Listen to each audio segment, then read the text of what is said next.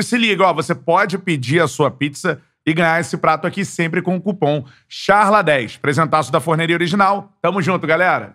E como é que é, assim, ser um treinador? Você é ídolo de 2 clubes que você dirigiu, né? Isso não acontece tanto. Nem assim teve o respaldo, né? Nem assim teve o respaldo. Esse que é complicado, O que né? você no próprio encontrou, Vasco assim? mesmo, né? No próprio Vasco foi um pecado, né? Porque, assim, um conhecedor profundo, assim, de tudo o que estava acontecendo, né? Eu fiquei como auxiliar técnico aí um bom tempo, conhecendo os atletas, características dos atletas, né? Eu tive aquela oportunidade dos 2 jogos no estadual também, para eles, de fato, assim, não, vamos apostar. E que já deu uma amostra positiva. Deu, que, pô, alguma coisa diferente, né? Iria acontecer, como aconteceu, né? Agora, criou-se uma expectativa muito grande, né? Que o campeonato, ele vai chegar um momento que, pô, que você vai oscilar. Lógico. Né? Que vai oscilar como oscilou, né? Um time jovem, né? Mas, assim, ao mesmo tempo que criou-se aquela expectativa, né? E teve a oscilação, aquele momento eu tinha certeza também que ia passar. Mas, enfim, agora passou e... Foram 4 derrotas, cara. Porque a galera tá mandando muitos comentários. Vou ler alguns comentários, mas, ó, o superchat, eu leio todos, beleza? Mandou o superchat, eu tô lendo por aqui. A galera já entrou nesse assunto de técnico do Vasco. Como aqui o papo não tem 2020. roteiro, vambora aqui como técnico do Vasco da Gama, né? E a galera relembra, a gente falou isso aqui no início, né? O Alan Renato mandou aqui, ó. O cara que iniciou o ismo, né, com o ramonismo. É verdade, cara, porque depois todo mundo, não sei o que, ismo pra lá, ismo pra cá. Líder da 3ª rodada. Né? Isso aí. O Igor Rocha também tá participando por aqui, um abraço pra ele. Lembra quando o Ramon, em 2004, jogou pelo Fluminense? A gente também vai falar da passagem dele pelo Fluminense. Eram os Galácticos da Unimed. A Sabrina, deve ser Sabrina Souza, né? Exato, né? Não. Ramon Monstro, ídolo demais do Vasco. Muita gente participando, né? A galera do Vascão da Gama chegando por aqui, show de bola. Agora, Ramon, então vamos entrar nessa situação aí de técnico do Vasco. Porque, assim, o seu início como treinador, você disse aqui da sua passagem como auxiliar, foi um início avassalador, assim. Primeiro eu quero saber dessa parada do ramonismo, cara. Como é que você viu isso surgir da criatividade do torcedor vascaíno, assim? Você falou tudo, né? A criatividade do torcedor.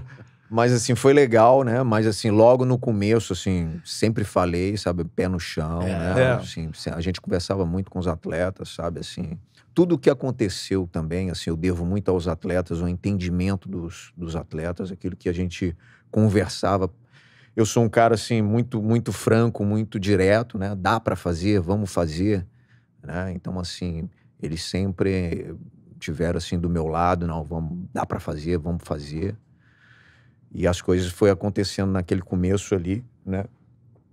Mas fruto de muito trabalho, né? A gente trabalhou muito, principalmente aquele começo ali para começar bem. Talvez aí o Vasco, nos últimos anos, aí não tem um começo de campeonato tão bom. Melhor início do Vasco. E você viu o time jogar na época... Eu falava exatamente isso, porque e aí o Ramon tá aqui pra responder essas perguntas, né? Pra mim, o que mata e não é o Vasco, é uma marca, infelizmente, do dirigente brasileiro. Você traz o Ramon, como ele disse, o que você queria? O Ramon tá aqui, como ele falou. Pô, já conhecia a estrutura do clube, tava lá há mais tempo, pô. A gente não tem grana pra sair pegando o medalhão, vamos fazer um trabalho bacana aqui com o cara que tá aqui dentro. Ramon, e aí? Tamo junto, fecha, vamos lá. O Ramon vai lá mexer nas peças dele, quem ele gosta, quem não gosta... arma a casinha dele e começa... Agora vamos trabalhar aqui, vamos lá. O time pega no breu. Mas assim, às vezes um resultado que você estava esperando daqui a 10 rodadas, você conseguiu agora. Pá. Aí você vai ter a oscilação que é natural e que você vai acompanhar sobre futebol, vai ler. Todo o processo, você vai ter tropeço. Só que o Brasil, ele é totalmente avesso ao tropeço. Você não pode tropeçar. Aqui no Brasil, o processo para dar certo ele tem que ser 100%. É diferente do resto do mundo. O Brasil é um lugar atípico. Aí você teve 4 jogos, um tropeço, que é a hora de você reavaliar. O dirigente chegar, vem cá, professor, vamos aqui, o que você precisa? Então, não, é demissão. E aí, o Vasco era 10º colocado do campeonato, você demite um trabalho, você destrói um trabalho que, por exemplo, hoje, o Vasco tá lançando os meninos aí pra jogar. Imagino que você lá atrás, tava observando isso, o Vasco tem 2 laterais muito bons, garoto, o Tenório e o Riquelme. O Vasco tem meias, tem atacantes, esses jogadores que ficou tudo perdido, né? Meus jogadores, esse Riquelme, Tenório... Né? Que foram campeões na base, e você já estava lá vendo. Isso tudo é comprometido. Quando você tira um trabalho assim, você compromete um monte de coisa aí pra acertar. Não dá pra afirmar, mas assim, a gente fica pensando como que seria o Ramon continuando, o Vasco talvez não teria caído. Eu acredito que não cairia. Mas é o que a gente tem visto, né? Assim, quando eu estava no Vasco como treinador, nós jogamos contra o Bragantino. Quando nós enfrentamos o Bragantino era zona de rebaixamento no Campeonato Brasileiro. O Bragantino terminou a competição em 9º lugar.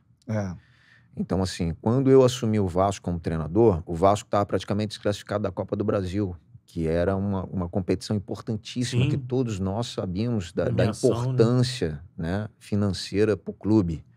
E nós conseguimos a vaga lá contra o Goiás. Mas assim, que o nosso próximo adversário era o Botafogo, que tudo podia acontecer. Né? E que depois daquela competição, nós teríamos uma competição como teve, né, o Vasco, depois da minha saída, que era uma Sul-Americana, que essa sim era a competição que era pra gente... Mata-mata, pra tentar ir longe. Então, sabe, mas aí é planejamento, né? É o planejamento...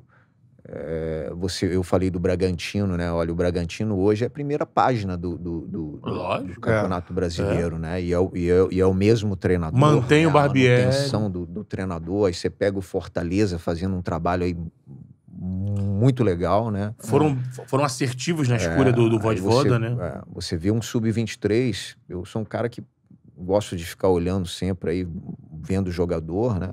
Ou se você pegar o Sub-23, o trabalho que o Fortaleza faz, não é à toa que está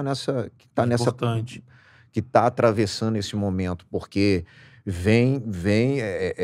é o clube, né? É o profissionalismo do clube. Você pega o Sub-23 do Fortaleza, é um time muito forte, com ótimos jogadores que jogam a Série B hoje. Sim.